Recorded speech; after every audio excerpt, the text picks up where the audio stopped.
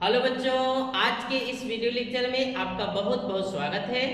आज के इस वीडियो लेक्चर में हम आपको पढ़ाने वाले हैं कक्षा 10 के रसायन विज्ञान के यूनिट नंबर 1 का अध्याय के बीच में जितने भी प्रश्न दिए हुए हैं उन प्रश्नों का दूसरा भाग आज हमको पढ़ाने वाला है। पहला भाग आपको पढ़ा दिया गया है।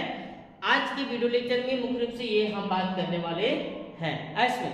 और इस पार्ट में जितने भी हेडिंग आए हुए हैं सारे हेडिंग आपके चैनल स्टूडेंट स्टडी सेंटर पर अपलोड कर दी गई है। आप जा करके वहां एकदम आसान तरीके से सॉल्यूशन को देख सकते हैं। जैसे इसमें पहला प्रश्न ये कह रहा है कि जल के विद्युत अपघटन की प्रक्रिया में एक परत नली में एकत्रित गैस की मात्रा दूसरी से दुगनी क्यों है, उस गैस का नाम बताइए। यानी कि जल का विद्युत अपघटन जब करेंगे तो उनसे जो गैस निकलती है उनको एकत्रित कर रहा है।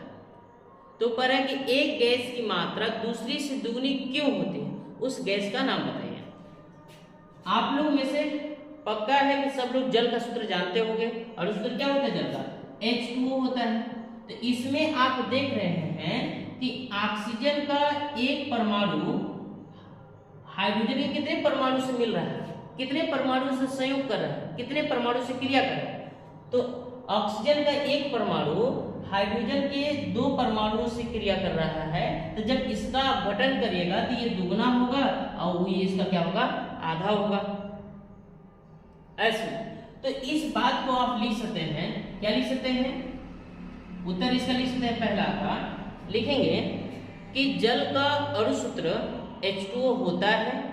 जल का अणु सूत्र H2O होता है कि जिससे स्पष्ट होता है कि हाइड्रोजन का 2 परमाणु ऑक्सीजन के एक परमाणु से क्रिया करता है या मिलता है। तो जब इसका विद्युत अपघटन करेंगे तो हाइड्रोजन गैस की मात्रा ऑक्सीजन गैस से क्या होगी, दोगुनी होगी। एक बार फिर से इसका उत्तर सुनिए। लिखेंगे कि जल का अणु सूत्र H2O होता है। तो इससे स्पष्ट होता है कि हाइड्रोजन के 2 परमाणु ऑक्सीजन के एक परमाणु से क्रिया करता है। जब इसका विद्युत अपघटन करते हैं तो हाइड्रोजन गैस की मात्रा ऑक्सीजन गैस के दुगना हो जाता है और उस गैस का नाम क्या है, हाइड्रोजन है ऐसे। अब जैसे अगला प्रश्न ये है ऐसे कि जब लोहे के कील को कॉपर सल्फेट के विलयन में डुबाया जाता है तो विलयन का रंग क्यों बदल जाता है। जैसे लोहे का कील, तो लोहे का कील या लोहा का सूत्र Fe हो गया ऐसे। कॉपर सल्फेट का विलयन मतलब CuSO4 में डुबाया जा रहा है। तो एक चीज ध्यान रखिए कि लोहा ज्यादा सक्रिय होता है कॉपर से। तो ये क्या करते हैं, जब लोहा के कील को कॉपर सल्फेट के विलयन में डालिएगा तो कॉपर कम सक्रिय होता है लोहा से, तो लोहा उसको हटा देता है, कॉपर सल्फेट के विलयन से कॉपर को विस्थापित कर देता है। तो ये बन जाता है FeSO4 और Cu बेचारा अलग हो गया ऐसे। और इसका रंग पहले से नीला होता है और बाद में क्या हो जाता है, ये हरा हो जाता है ऐसे। तो इसी बात को लिख सकते हैं, कैसे लिख सकते हैं, लिखेंगे लोहा कॉपर से अधिक क्रियाशील धातु है। जब लोहे के कील को कॉपर सल्फेट के विलयन में डाला जाता है तो लोहा कॉपर सल्फेट के विलयन से कॉपर को विस्थापित कर देता है, जिसके कारण उसका रंग नीला से हरा हो जाता है।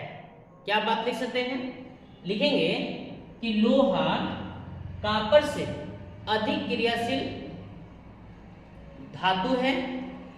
जब लोहे के कील को कॉपर सल्फेट के विलयन में डाला जाता है या डुबाया जाता है तो लोहा कॉपर को कॉपर सल्फेट के विलयन से विस्थापित कर देता है, जिसके कारण उसका रंग नीला से हरा हो जाता है।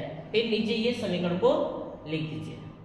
ठीक, अब जैसे बात आई एक द्विविस्थापन अभिक्रिया को उदाहरण दीजिए। द्विविस्थापन मतलब ऐसे, जैसे मान लीजिए जो है, देखिए उदाहरण देखिए, आप 1 ने 2 देखिए, बेरियम क्लोराइड की क्रिया जो है आप एल्युमिनियम सल्फेट से कर दीजिए, Al2SO4 का होल थ्राइस से कर दीजिए।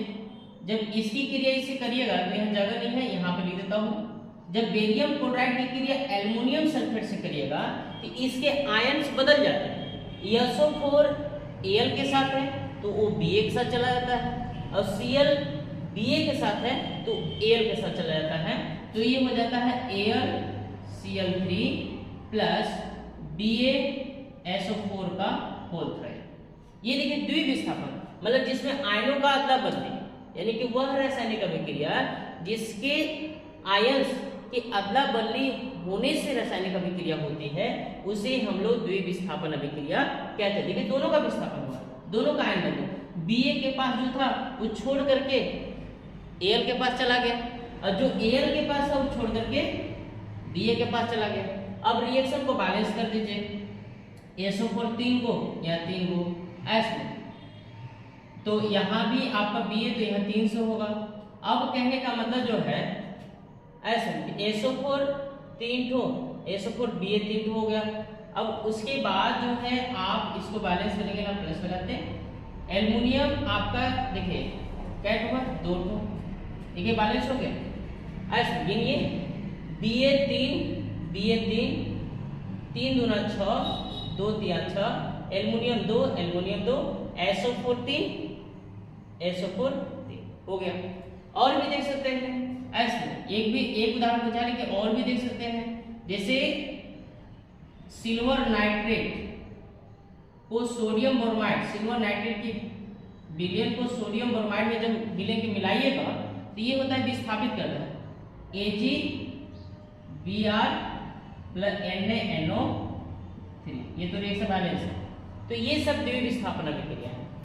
अब जैसे लास्ट प्रश्न की बात हम लोग इसमें करें, ऐसे लास्ट प्रश्न की बात करें, निम्न अभिक्रियाओं में उपचयित को आप लिख सकते हैं, उपचयित को लिख सकते हैं बच्चे ऑक्सीकृत,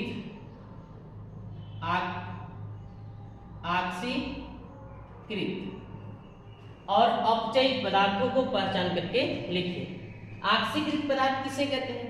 जिस पदार्थ का ऑक्सीकरण होता है उसे ऑक्सीकृत पदार्थ कहते हैं, और जिस पदार्थ का अपचयन होता है उसे अपचयित पदार्थ कहते हैं। ऐसे जैसे कहने का मतलब ये है, जैसे पहले सवाल का अगर हम सॉल्यूशन निकालें तो क्या है, 4Na की क्रिया, सोडियम की क्रिया जो है ये S फॉर सॉलिड और G फॉर गैस, इसकी क्रिया जब कराते हैं 2N2O और यस बनता है।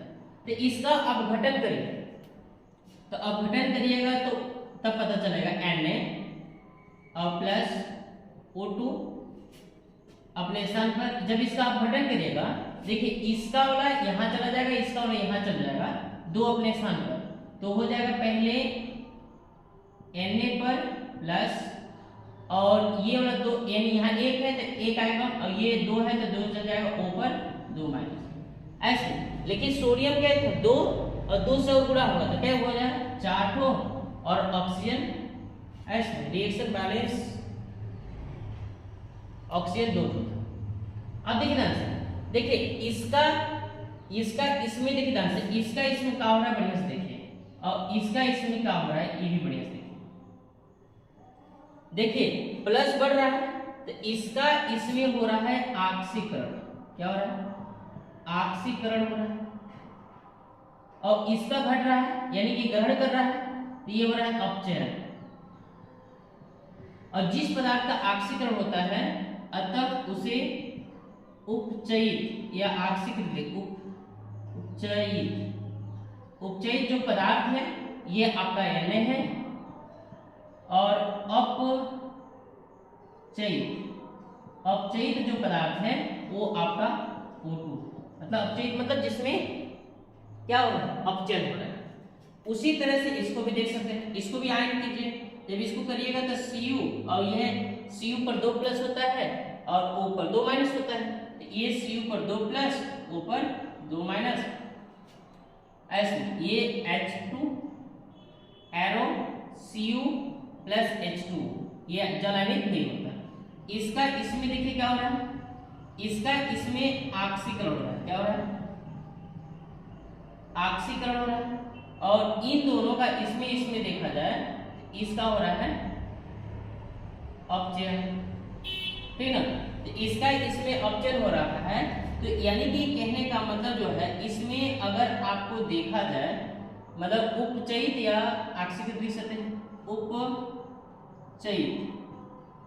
उपचयित पदार्थ देखा जाए ये है आपका CuO ऐसे, और इसमें अपचयन हो रहा है तो अपचयित पदार्थ अगर देखेंगे, अपचयित पदार्थ देखेंगे तो इसमें आपका H2। तो इस तरह से आप 4 प्रश्नों का उत्तर आराम से लिख सकते हैं। और इसके आगे जो वीडियो आने वाली है आपका प्रश्न एक्सरसाइज के संपूर्ण सॉल्यूशन का वीडियो आएगा, ठीक। तब तक के लिए बाय।